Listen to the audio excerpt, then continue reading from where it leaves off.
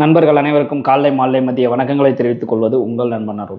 இன்னைக்கு வீடியோ நம்ம எதை பற்றி பார்க்க போகிறோம் அப்படின்னு பார்த்தீங்கன்னா, டைட்டிலே நீங்கள் பார்த்துருப்பீங்க. இந்த வீடியோ பார்த்தீங்கன்னா வெளிநாட்டு வேலை வாய்ப்பு உங்களுக்கு கிடைக்கும் அப்படின்ற மாதிரி போட்டிருந்தேன். இப்போதைக்கு பார்த்தீங்க அப்படின்னா வெளிநாட்டு வேலை வாய்ப்பு அப்படின்னா மோஸ்ட்லி நம்ம சிங்கப்பூரை மட்டும்தான் ஃபோக்கஸ் பண்ணி போட்டுட்டு இருக்கோம். ஆனால் இப்போதைய சுச்சுவேஷனில் சிங்கப்பூர் ஜாப்புக்கு பார்த்தீங்க அப்படின்னா ட்ரை பண்ணுறது அப்படிங்கிறது நிறைய பேர் ட்ரை பண்ணிட்டு தான் இருக்காங்க. ஆனால் கிடைக்கிறது பார்த்தீங்க அப்படின்னா ரொம்ப ரேராக தான் ஜாப் கிடைச்சிட்டு இருக்கு. நிறைய பேர் பார்த்தீங்க அப்படின்னா ஒரு மைண்ட் செட்டில் இருக்காங்க. என்ன அப்படின்னு கேட்டிங்கன்னா, சிங்கப்பூர் பெஸ்ட்டு, அரபு கண்ட்ரி போனா ரொம்ப கஷ்டம், ஏமாத்திடுவாங்க அப்படின்ற மாதிரிலாம் நிறைய பேர் நினைச்சிட்டு இருக்காங்க. ஸோ அதனால தான் பார்த்தீங்க அப்படின்னா சிங்கப்பூருக்கு நிறைய பேர் முயற்சி பண்றாங்க. சிங்கப்பூர் போறவங்களும் பார்த்தீங்கன்னா அதிகமான எண்ணிக்கையில் இருக்காங்க. அதே மாதிரி சிங்கப்பூருக்கு வேலை வாய்ப்புக்கான அமௌண்ட்டும் ரொம்ப அதிகமா இருக்கு. இதே அரபு கண்ட்ரியில் பார்த்தீங்க அப்படின்னா நிறைய பேர் அரபு கண்ட்ரிக்கு ஆர்வம் காட்டாததுனால அமௌண்ட்டும் கம்மியாக தான் இருக்கு. போறவங்களும் பார்த்தீங்க அப்படின்னா ரொம்ப கம்மியான பர்சன் தான் போறாங்க. ஓகேங்களா?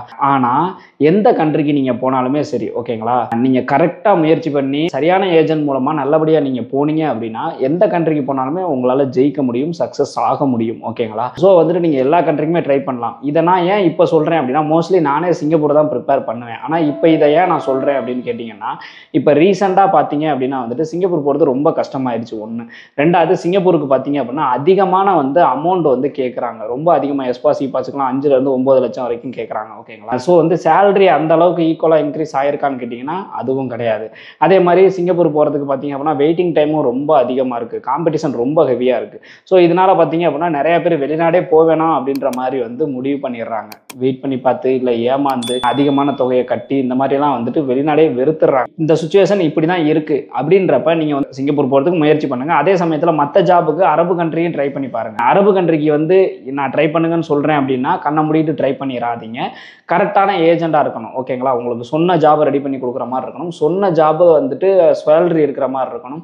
அங்கே ஏதாவது ஒரு ப்ராப்ளம் அப்படின்னா உங்களுக்கு சப்போர்ட் பண்ற மாதிரி இருக்கணும். இதுக்கு யாரு கரெக்டா இருப்பாங்க அப்படின்னு லைசன்ஸ்டு ஏஜென்சி தான் கண்டிப்பா கரெக்டா இருப்பாங்க. ஓகேங்களா? லைசன்ஸ்டு ஏஜென்சியா இருந்தாங்க அப்படின்னா நிறைய அரபு கண்ட்ரிக்கும் லைசன்ஸ்டு ஏஜென்சி தான் இன்டர்வியூ அரேஞ்ச் பண்றாங்க. அதை நம்மளுமே நம்மளோட டெலிகிராம் சேனல்ல போட்டுக்கிட்டு தான் இருக்கும். அரபு கண்ட்ரிக்கு security job, heavy driver job, Dubai airport job, இது மாதிரிலாம் நம்ம டெலிகிராம் சேனல்ல போட்டுக்கிட்டு தான் இருக்கும். எல்லாமே லைசன்ஸ்டு ஏஜென்சி. இவங்க மூலமா நீங்க ட்ரை பண்றப்ப பாத்தீங்க அப்படின்னா கண்டிப்பா நீங்க நல்லபடியா போகவும் முடியும். நானே அரபு கண்ட்ரிக்கு ஆபீஸ் ஜாபுக்கு பையனை ரெடி பண்ணி அனுப்பிடுங்க. அவங்க சிங்கப்பூருக்கு ஈக்குவலாக சேலரி வாங்கிட்டு இருக்காங்க. கட்டிட்டு போன அமௌண்ட்டும் ரொம்ப கம்மி தான். ஸோ இதெல்லாம் யார் மூலமாக நீங்கள் ட்ரை பண்ணுறது பெஸ்ட்டுன்னா லைசன்ஸ்டு ஏஜென்சி, அதாவது அரசு அனுமதி. இங்கே நம்ம இந்தியாவில் அரசு அனுமதி வாங்கியிருப்பாங்க பார்த்தீங்களா? வெளியில் 100+ 1000+ இந்த மாதிரிலாம் லைசன்ஸ் இருக்குது. ஸோ இந்த லைசன்ஸ் வாங்கி யார் வெளிநாட்டுக்கு அனுப்புகிறாங்களோ அவங்க கரெக்டாக தான் அனுப்புவாங்க. ஏன்னு கேட்டிங்க அப்படின்னா அவங்க முறையான டாக்குமெண்ட் பண்ணி பெரிய அமௌண்ட்டை டெபாசிட்டாக பண்ணி ப்ராப்பர்ட்டி டெபாசிட்டாக சியூரிட்டி கொடுத்து அதுக்கப்புறம் தான் அந்த லைசன்ஸ் வாங்கியிருப்பாங்க. ஸோ அவங்க ஏதாவது உங்களுக்கு சரியாக ரெஸ்பான்ஸ் பண்ணலை, அங்கே போயிட்டு ஏதாவது ப்ராப்ளம் அப்படின்றப்போ உங்களுக்கு செட்டில் பண்ணி கொடுக்கல அப்படின்னா கண்டிப்பாக இங்கே அரசாங்கமே அவங்க மேலே நடவடிக்கை எடுக்கும். அதனால அவங்க கரெக்டாக தான் பண்ணுவாங்க. ரொம்ப காலமாக அவங்க பண்ணிக்கிட்டு இருப்பாங்க.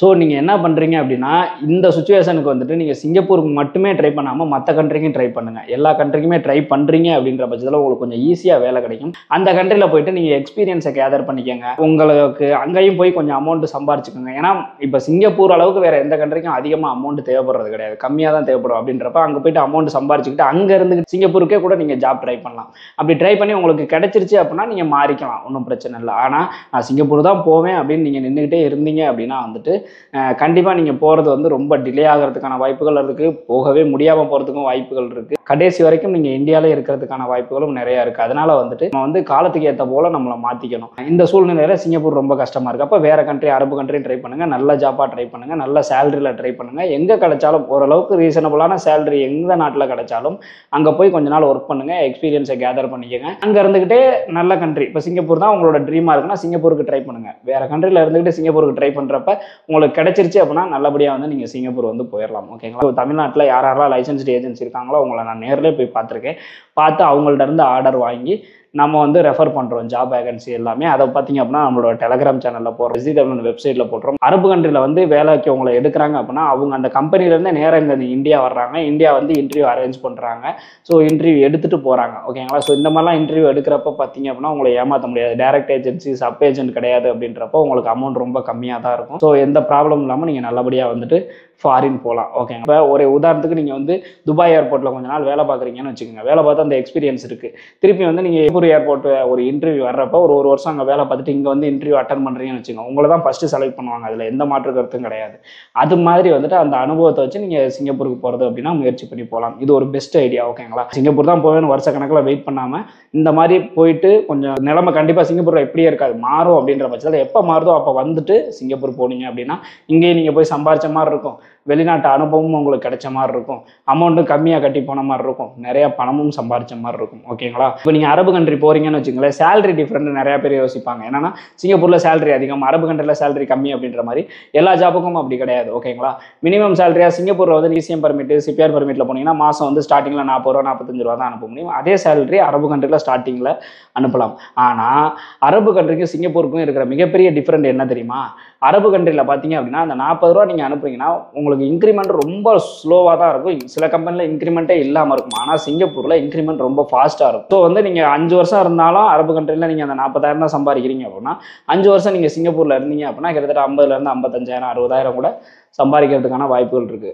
ஆனால் நீங்கள் அதனால தான் நான் என்ன சொல்லுவேன்னா அரபு கண்ட்ரிக்கு ஃபஸ்ட்டு இப்போதைக்கு சுச்சுவேஷனுக்கு போய் எக்ஸ்பீரியன்ஸை கேதர் பண்ணிக்கிட்டு அதுக்கப்புறம் சிங்கப்பூர் போகிறது நல்லது அப்படின்ற மாதிரி சொல்லுவேன். ஸோ இந்த வீடியோ இது வரைக்கும் கடைசி வரைக்கும் நீங்கள் பார்த்துருந்தீங்க அப்படின்னா கண்டிப்பாக உங்களுக்கு ஒரு ஐடியா கிடச்சிருக்கும், ஒரு தெளிவு கிடச்சிருக்கும் அப்படின்னு நான் நம்புகிறேன். ஸோ இந்த ஐடியா உங்களுக்கு ஓகேன்னு தோணுச்சு அப்படின்னா தாராளமாக நீங்கள் மூவ் பண்ணுங்கள், நல்லபடியாக போங்க. என்னால் நான் உதவிகள் எல்லாத்தையுமே பண்ணுறேன். இதில் வேறு ஏதாவது டவுட் இருந்துச்சு அப்படின்னா கமெண்ட் செக்ஷனில் கேளுங்க.